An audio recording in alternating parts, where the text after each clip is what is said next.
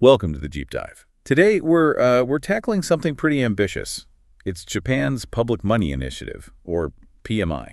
That's right. It's this, huge set of policies, fiscal policies, designed, they say, to pull Japan out of what everyone calls the lost 30 years. Right, 3 decades of economic stagnation. Yeah. And they plan to use public funds to do it. So this deep dive, it's really designed to give you, the listener, a shortcut into understanding this plan. And it's important because while, yes, it's focused squarely on Japan, the architects argue it tackles problems lots of developed nations are facing. Aging populations, falling birth rates. Shrinking local towns, crumbling infrastructure, not enough R&D investment. It sounds familiar, doesn't it? It really does. It's a dive into systems thinking, really, applied to a whole national economy. They're not just talking about spending money. They think they found the root cause, the structural flaw behind those lost 30 years. Okay, so that's our mission today. We need to understand how this whole strategy, this PMI, is engineered. Not just as a quick fix, but like a fundamental reset, aiming for long-term sustainability. Exactly. And before we even get to the economics, the models, and loops, we have to start with the elephant in the room, the most serious issue driving all of this. Japan's accelerating aging society. Precisely. It's the ticking clock. Yeah. It provides the urgency, the why now, for something as big as the PMI. Because these demographic shifts, they started decades ago. Haven't really been dealt with effectively. Not adequately. No, think about this. The working age population, so that's people aged 15 to 64, it peaked way back in 1995. 1995, wow, that's nearly 30 years ago. Yeah, 87.16 million people then. It's been shrinking ever since. So the workforce has been getting smaller for a whole generation. A whole generation. Right. Now, the total population kept growing a bit longer. It peaked in 2008 at 128 million, but the natural decline, that's when deaths start outnumbering births consistently. That began in 2011. So this isn't some future problem for, 2050. It's been happening for over 10 years. And accelerating. It's accelerating fast now, which forces the question, really, about national viability. It's that serious. Okay, so to really get a handle on the scale of this, the sources we looked at, they ran these detailed simulations using something called the ASD macroeconomic model. That's right. And the projections, if Japan just stays on its current path, frankly, they're existential. Existential. How so? What are the numbers? Well, you have to look at the total fertility rate, the TFR. That's the average number of kids a woman has.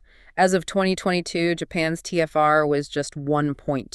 1.26. And what does it need to be just to keep the population stable? The magic number is 2.1. That's the replacement level, ignoring immigration. And Japan's been way below that level since 1980. Since 1980. Okay. Yes. So the simulation, scenario 1, they call it, what happens if the TFR just stays stuck at 1.26? Project that out. It's a steep drop. By the year 2100, the population falls to about 55 million people. 55 million from 128 million peak. That's less than half. And it gets worse. If you keep that projection going to 2150, so just over a century from now, it drops to roughly 31 million. 31 million. That's hard to even imagine. For context, you told me earlier, that's about the size of Nepal today. Roughly, yes. Or think of it this way, less than a quarter of Japan's peak population. And the economy. Well, assuming productivity per person stays the same, the whole scale of the Japanese economy shrinks to just 24% of what it is now. It's a trajectory towards societal collapse, basically, if things don't change. Okay, that is genuinely shocking. So faced with that kind of cliff, the goal seems obvious, right? You've got to get that TFR back up to 2.1 somehow and try to keep the population over, say, 100 million. That's the target. But here's where the simulations throw a real curveball. This is the aha moment you mentioned earlier. It's really counterintuitive. Okay, I'm ready. What did they find when they simulated fixing the TFR? So they ran scenario 4. This is the most optimistic, almost utopian scenario you could imagine. The TFR magically jumps to the sustainable level of 2.1 immediately, like this year, 2024. Okay, so you fix the root cause instantly. You'd think the population decline would stop or maybe reverse fairly quickly. That's what logic suggests. Right. But the demographic momentum, the existing age structure, it's just too powerful. The simulation shows that even with the TFR hitting 2.1 today, the total population still declines significantly. Still declines. How much? It drops to about 105 million by 2100. And it takes more than a century stabilizing around 104 million only by the year 2150 to actually reach that stable population floor. Yeah, okay, let me process that. If you do nothing, it's 55 million by 2100. If you achieve the absolute best case TFR fix immediately, It's still only 105 million by 2100. Right. The difference is 50 million people, which is huge, obviously. But the key takeaway is even the most perfect immediate fix doesn't stop a century of decline. The hole is just too deep already. Exactly. It shows that simple fixes, just targeting the fertility rate alone, even if they somehow worked instantly, they fail. They fail to stop the near-term decline. The demographic forces are overwhelming. So that raises a huge question. If just fixing the TFR isn't enough, how on earth can a fiscal policy, an economic plan like the PMI, possibly make a difference to something as fundamental as people deciding to have kids? Where's the link? That's the core argument of the PMI proponents. They argue that achieving any kind of stabilization, even their less ambitious scenario 3, which levels off around 89 million, or the better scenario 4 at 104 million, is only possible if the public money initiative is implemented. Why? What's the mechanism? Because, they argue, the current economic structure actively prevents a TFR recovery. The system itself is hostile to families. They identified what they call a fifth positive feedback loop, the birth rate and population loop. Okay, a new loop. Yes, and this loop connects deep economic security, the kind of stability people feel in their jobs and finances, and even workplace fulfillment, directly to fertility decisions. So the PMI isn't framed as just an economic stimulus. It's framed as the essential groundwork, the structural foundation needed to make fertility recovery possible in the first place. So you have to fix the broken economy, the lack of security, before you can even hope to fix the birth rate. That's the claim. Fix the system first, then the demographics might follow. Otherwise, they say, any specific demographic spending is just throwing money away. Right. Okay, that makes sense. So to understand the proposed solution, the PMI, we really have to understand the problem it's trying to fix. Let's rewind. Back to the glory days. The Japan as #1 era, the 70s, the 80s. What was Japanese management actually like back then? It was fundamentally different from the Western, particularly the American model. Very different philosophy. Yeah. It was built around things like lifetime employment, the idea you join a company and stay there. The job for life. Exactly. Seniority-based wages, so your pay goes up predictably as you stay longer. Really generous employee welfare programs, family allowances, things like that. The core idea was treating the worker as a valued long-term asset, not just a cost to be minimized. And proponents at the time really believed this was a superior model, right? Better than the short-term, shareholder-focused approach. Oh, absolutely. They saw it as key to Japan's success, focusing on long-term stability, investing in employees. They thought it was universally better. And this success wasn't just accidental. The sources talk about 4 powerful, reinforcing positive feedback loops that drove that amazing economic growth. We could probably unpack those using the plus signs, plus, like the authors do. Yeah, the systems thinking approach. The first one, and it's really the absolute core, was the regular employment loop. This was the main engine. Okay, how did that work? Simple but powerful. Economic growth plus meant companies hired more regular employees. Plus, these employees got secure jobs and rising real wages, plus, which boosted their overall income, plus. More income meant people spent more, so consumption, plus, went up, expanding domestic demand, plus. And that strong domestic demand fueled more economic growth, plus. See the circle? Yeah, a virtuous cycle. Right. Growth leads to secure jobs, leads to higher wages, leads to more spending, leads to more growth. Sounds incredibly stable. It was, for decades. And the other 3 loops were basically built on this foundation of secure, well-paid, regular jobs. What were they? Well, the second was the living environment loop. Because people had stable incomes and felt secure, they invested in things like buying homes, private housing investment. This also boosted domestic demand, keeping the money circulating within Japan. Makes sense. Secure job, you buy a house. What was the third? The growth engine loop. That strong domestic demand we just talked about.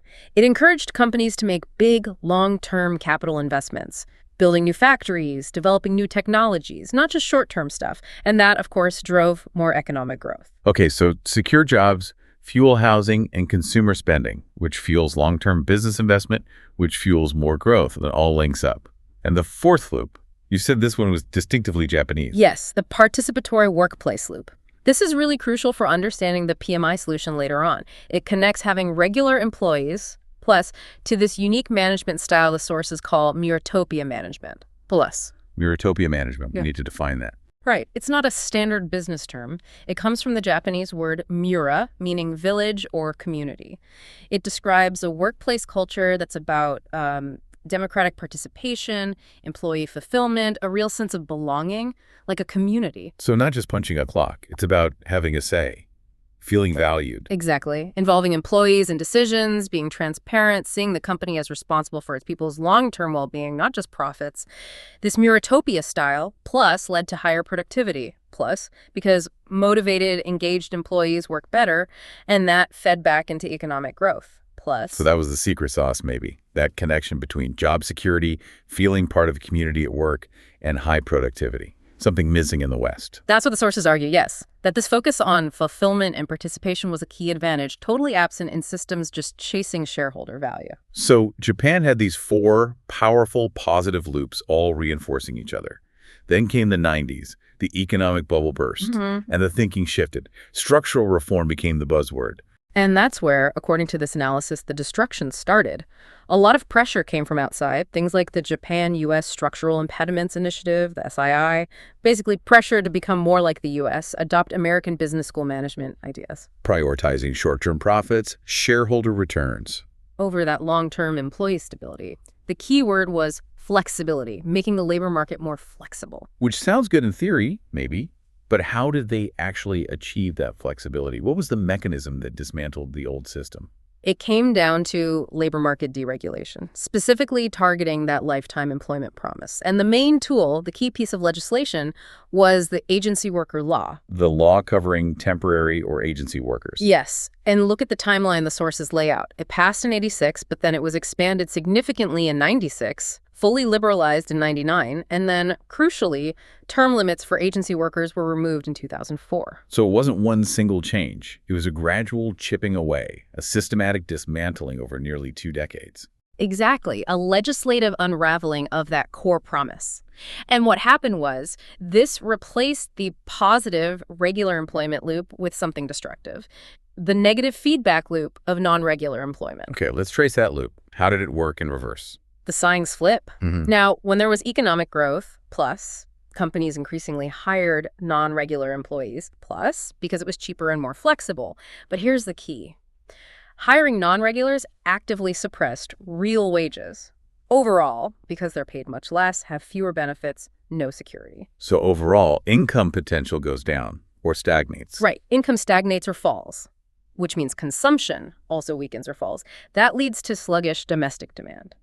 And what does weak demand do? It drags down economic growth. It becomes a deflationary spiral. A vicious cycle instead of a virtuous one, fueled by job insecurity. Precisely. And the numbers are stark. The share of these non-regular workers in the total workforce just exploded. It went from about 19% to over 38%. Doubled. And here's the real kicker, the statistic that just stops you in your tracks. The sources state that the entire increase in the total number of workers in Japan during those lost 30 years, it was all non-regular workers. Oh, wait. So the number of regular secure jobs didn't grow at all. Any job growth was entirely in these insecure, low-wage positions. That's the assertion, which means the entire expansion of the workforce just fed the negative loop, the wage-suppressing loop. It did nothing for the old positive loop. And this collapse then caused the other positive loops to reverse, too. How so? Well, that participatory workplace loop, the MuRatopia one, it reversed. Non-regular workers, they don't have the security, the sense of belonging. They can't really participate in that deep way. So productivity and quality can suffer, worsening economic growth. And the living environment and growth engine loops. They reverse too. Less income security means less private housing investment. Weak domestic demand means less corporate capital investment. The whole engine just seized up and went backwards. Okay, so this leads us to the government's response. They saw the economy stagnating, money wasn't circulating, so they started issuing massive amounts of government bonds, right? Trying to spend their way out. Why didn't that work? Why the debt hell situation now? This is critical. The government spending, while massive, went into what the analysis calls unproductive investments. Because that fundamental employment loop is broken, the money just didn't create the right effects. It didn't multiply. Exactly. It didn't trigger the necessary multiplier or spillover effects into real wages for regular workers or into productive long-term corporate investment. The foundation was cracked. So the spending just piled up as debt without actually fixing the underlying disease, the destruction of the regular employment model. So the diagnosis is stark. The lost 30 years weren't just about a bubble bursting. It was the response to the burst of the deregulation, the shift away from secure employment that killed the positive feedback loops and locked Japan into a negative deflationary cycle. That's the diagnosis presented in the sources, yes. Okay, diagnosis clear. Now for the cure. The public money initiative. What's the core idea? How does it propose to fix this systemic mess? The core strategy is basically to rewind the clock on that deregulation, that globalism-driven shift, to reestablish the successful old model, the Japanese management model, but using public money smartly to make it happen, to overcome the inertia. They explicitly compare it to medical treatment for the nation's health. Okay, 5 programs in total. But based on the diagnosis, fixing that broken employment engine has to be paramount, right? If that's not fixed, nothing else works. Absolutely. And that's why Program 2, which they call the Physical Fitness Enhancement Program, is flagged as the highest priority. It's non-negotiable in their view. Physical fitness enhancement. Okay. What does it involve? It directly targets that broken regular employment loop. It mandates converting non-regular employees back into regular employees. And it requires companies to practice MuRatopia management again, lifetime employment, workplace democracy, employee welfare. So bringing back the old system, essentially. Yeah. Bringing back the principles of the old system, yes.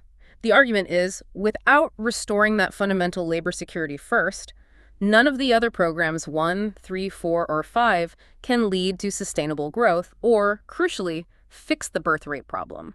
Program 2 is the bedrock. Got it. Foundation first.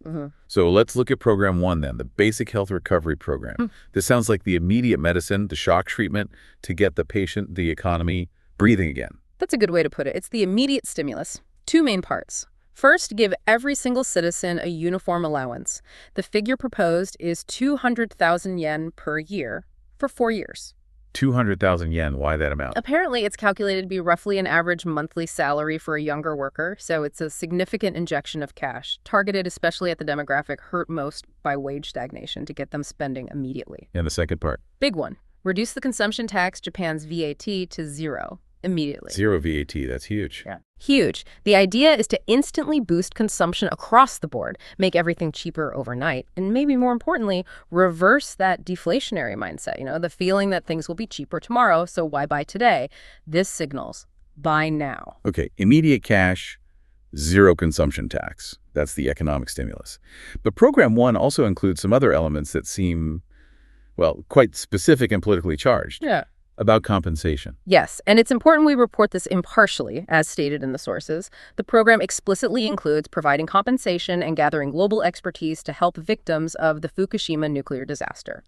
And also specifically mention rescuing victims of adverse effects attributed to the COVID-19 mRNA vaccinations, again by mobilizing worldwide medical expertise. Why are those specific compensations included in what seems like an economic recovery plan? That's a really interesting point the listener should consider. The sources frame these actions as part of basic health recovery. It suggests the authors see national recovery as more than just GDP numbers. It involves addressing past traumas, restoring trust, showing accountability. They seem to be linking economic health directly to social cohesion and healing. Right. Okay. Moving to Program 3, the Long-Term Human Potential Improvement Program. This sounds like investing in the future, education skills. Exactly. Rebuilding the foundation for future innovation and easing the burden on young people. 2 main pillars here. First, make tuition completely free at all national and public universities, and provide equivalent scholarships for students at private universities. Free higher education, essentially. Pretty much, removing that huge financial barrier. And second, propose paying off all existing student loan debt with public money. Wow. Wipe the slate clean on student debt. Wipe it clean. Imagine the impact. It's an immediate, massive release of financial pressure on millions of younger workers. That translates directly into more disposable income, less debt anxiety. Which, as you said, feeds right back into consumption, potentially into starting families, buying homes. It connects back to that main loop. Precisely. Then there's Program 4, the Wholesome and Cultured Living Program, and they specifically root this one in Article 25 of the Japanese Constitution. Which guarantees what exactly? The right to maintain minimum standards of wholesome and cultured living. It's a constitutional right to a basic standard of living. So how does the program translate that right into policy? It's basically a major enhancement of the social safety net, especially for families. It proposes providing child benefits to households raising children, the amount, enough to bring their total income up to a baseline of 3 million yen per year. So guaranteed minimum income floor for families with kids, around 3 million yen. Effectively, yes. Ensuring no family raising children falls below that level. It also includes significantly enhancing social welfare for the elderly and promoting preventive medicine, things like supporting local, sustainable agriculture and healthy diets. Is there a catch for that family allowance? Any work requirement? There is a note on that. The proposal states that households with zero labor income would need to earn some income, potentially through government-provided jobs, to receive the full allowance. So it maintains a work incentive while still guaranteeing that constitutional floor. Okay. And finally, Program 5, the Friendship Diplomacy Program. This one looks outwards, beyond Japan's borders. Yes, this is about ensuring a stable regional environment so Japan can focus on its domestic recovery. It advocates for coexistence and co-prosperity with neighboring countries through things like mutual support, peace initiatives, sticking to free trade, and boosting official development assistance (ODA) foreign aid. So mend fences, build bridges, ensure external stability supports integral recovery. That's the idea. Avoid getting bogged down in costly regional disputes. Okay, that covers the 5 programs. But before we see how they supposedly restart those positive loops, there's a crucial point about how these big decisions get made long-term. Something about direct democracy. Yes, this is a really important governance aspect woven into the PMI. It's about legitimacy and public buy-in. The proposal is that after the PMI has stabilized the economy, created this new environment, then the really controversial long-term decisions. Like what? Things like the future of nuclear power, major changes to national security laws, whether to allow casinos, changes to seed laws, things with deep, lasting impact. Those decisions should be put directly to the people in national referendums. So fix the economy first, reduce the immediate pressure and anxiety, and then let the public decide on these fundamental societal directions through direct democracy. That seems to be the principle, yes. Empower the public once the economic crisis is managed. Okay, so we have the diagnosis, the broken employment loop causing stagnation. We have the prescription, the 5 PMI programs with labor reform at the core. Now, the crucial part. How does this systems thinking approach claim the PMI will actually work? How does it restart those positive loops and lead to sustainability? Right. This is where the rubber meets the road. The core mechanism is, well, pretty clever, actually. It uses public money, subsidies, to deliberately strengthen the positive feedback loops, make them so strong that the negative loop, the non-regular employment one, just kind of withers away. Without having to fight huge political battles to repeal every single deregulation law. That's the strategic angle. Make the positive path the easy, profitable path, so the negative path loses its appeal. There are 7 key subsidy programs mentioned as tools for this. Let's list them again. Subsidy for regular employment, minimum wage of 1,500 yen, zero consumption tax, student loan forgiveness, the Article 25 family allowances, enhancing social welfare, and free tuition. How do these work together to revive that main regular employment loop? Let's focus on that subsidy for regular employment. That's key. This subsidy would directly cover the extra costs for companies' higher wages, benefits, training when they convert non-regular staff into permanent regular employees. So it makes hiring someone permanently almost as cheap, or maybe even cheaper, than hiring temps. Or at least significantly reduces the cost difference. It removed the financial penalty for doing the right thing, for building a stable workforce.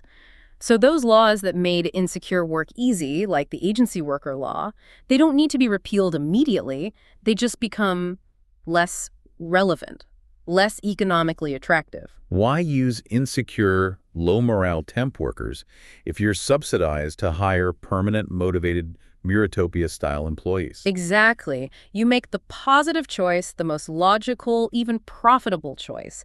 Then you add the guaranteed minimum wage of 1,500 yen an hour. You add zero VAT boosting purchasing power.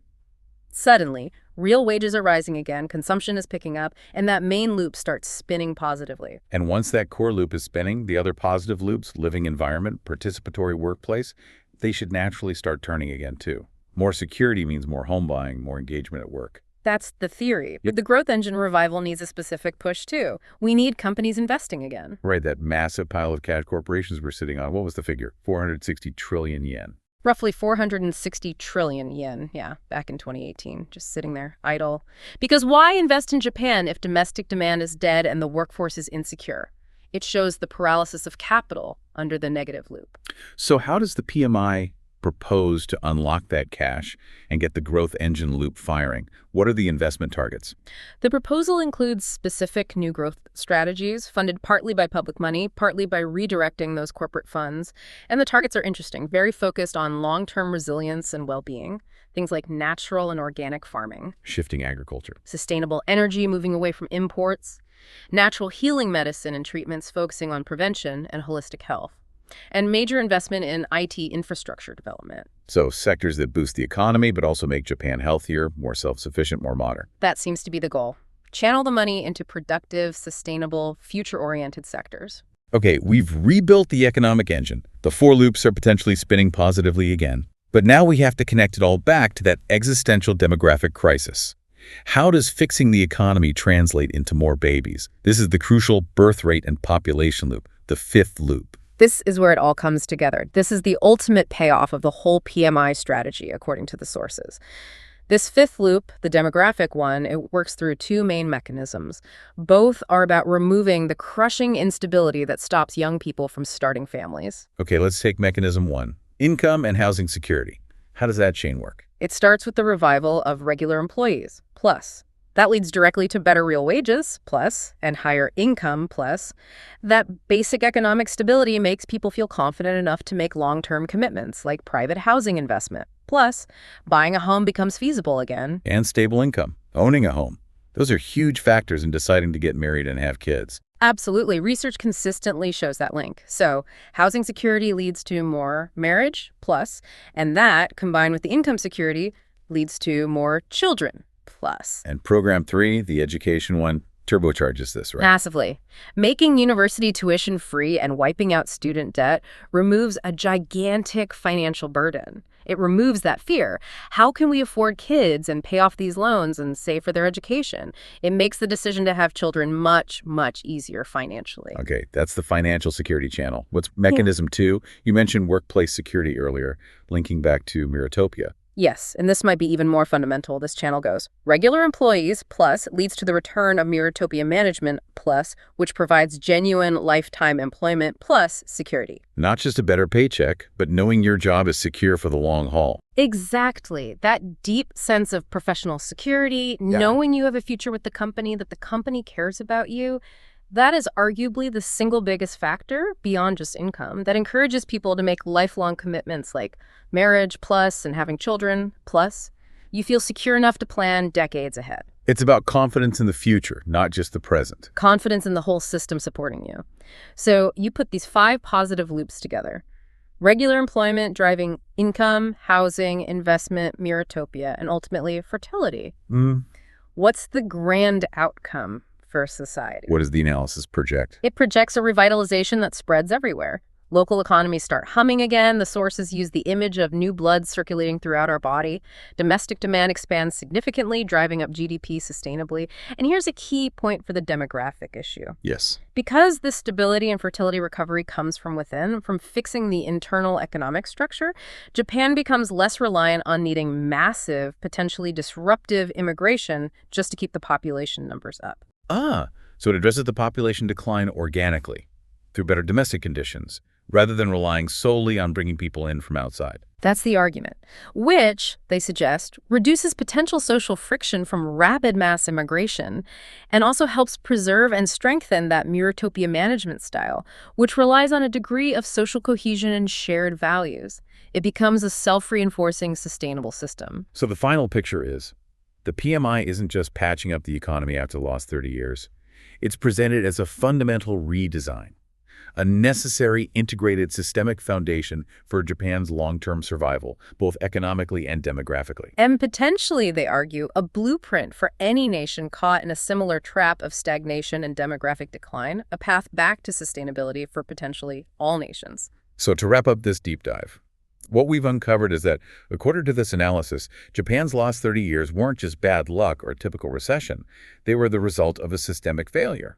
Structural reforms break the core positive feedback loop, the regular employment loop. Right. And that allowed a negative loop based on insecure, non-regular employment to take over, locking the country into deflation, stagnation, and ultimately worsening the demographic crisis. And the Public Money Initiative, the PMI, is presented as the comprehensive cure, prioritizing labor reform, that program too, bringing back secure jobs, and MuRatopia is the absolute essential first step. Because only that deep economic and workplace security is considered powerful enough to restart all the positive economic loops and trigger the vital fifth loop, the birth rate and population loop, which is needed for actual long-term survival. With a final synthesis here, it's really striking. It cuts against so much conventional economic thinking. The analysis essentially says the best way, maybe the only way, to solve the deep, long-term problem of population collapse isn't directly through baby bonuses or things like that. It's by fundamentally fixing the labor market, shifting the whole economic system back towards prioritizing long-term labor security and employee fulfillment. It really turns the usual approach on its head, which leaves us with a pretty provocative final thought for you, the listener. Should other nations facing similar demographic cliffs, think about the US, parts of Europe like Germany or Italy, other parts of Asia like South Korea, should they be rethinking their entire economic playbook? Should they maybe abandon the kind of piecemeal fixes that don't seem to be working and instead consider that maybe deep universal labor security and creating fulfilling workplaces isn't just a social nice-to-have, but could actually be the core of a viable long-term national growth and survival strategy? It's definitely something to mull over, a fundamental question about what truly drives national prosperity and resilience in the long run. Thank you for joining us for this deep dive into Japan's public money initiative. We hope you feel thoroughly informed.